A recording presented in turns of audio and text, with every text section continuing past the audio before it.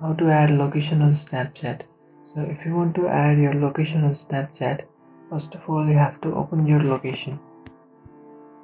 So after opening your location, you can simply tap on the Snapchat application. So after opening your Snapchat application, take a snap. After taking a snap, tap on the third option which is on the top right corner. So after tapping on that option, you can find location at the top.